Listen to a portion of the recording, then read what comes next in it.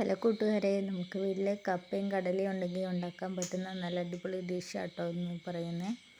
അതിന് വേണ്ടിയിട്ട് ആദ്യം കടല കുതിർത്താൻ വെച്ച് അത് നല്ലപോലെ കഴുകി നമ്മൾ കുക്കറിൽ വേവിക്കണം. പിന്നെ ഞാൻ കടല നല്ലപോലെ കഴുകിയിട്ട് കുക്കറിലിട്ട് ആവശ്യത്തിന് ഉപ്പ്, മഞ്ഞൾപ്പൊടി ഇത്രയും ചേർത്ത് മൂട്ടി വെച്ചു. കടല വേവുന്ന സമയം കൊണ്ട് നമുക്ക് കപ്പ നുറുക്കാം. എൻ്റെ കപ്പ നുറുക്കൽ കാണുമ്പോൾ എൻ്റെ എക്സ്പെർട്ട് എന്തോരം ഉണ്ടെന്ന് നിങ്ങൾക്കറിയാലോ. ഇതിന് കരിയാക്കണ്ട. ക്യാമറമാൻ നമ്മുടെ സ്വന്തം പൊന്നൂട്ടിയാണ്. കപ്പ നുറുക്കി കഴിഞ്ഞ് നല്ലപോലെ കഴുകിയെടുത്തു. കപ്പ വേവിക്കാൻ വേണ്ടിയിട്ട് ആവശ്യത്തിന് വെള്ളം ഒഴിച്ച് നമ്മൾ സ്റ്റൗവിൽ വെച്ച് ഉപ്പിട്ടു.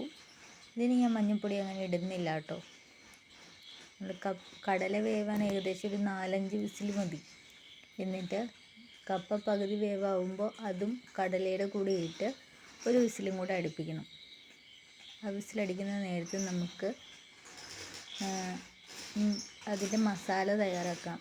എണ്ണ ചൂടാക്കി കടുക് പൊട്ടിച്ച് സവാള, വെളുത്തുള്ളി, ഇഞ്ചി പേസ്റ്റ്, കറിവേപ്പില, മഞ്ഞൾപ്പൊടി, മല്ലിപ്പൊടി, മുളക് പൊടി, കുരുമുളക് പൊടി, മീറ്റ് മസാല, കുറച്ച് ഗരം മസാല ഇത്രയിട്ട് നല്ലപോലെ വഴറ്റിയ ശേഷം പിന്നെയും കുക്കറിലേക്ക് ഇട്ട് ഒരു വിസിലും കൂടെ അടിച്ച് നല്ലപോലെ ഉടച്ചെടുത്ത് കഴിഞ്ഞാൽ നമുക്ക് സെർവ് ചെയ്യാവുന്നതാണ്.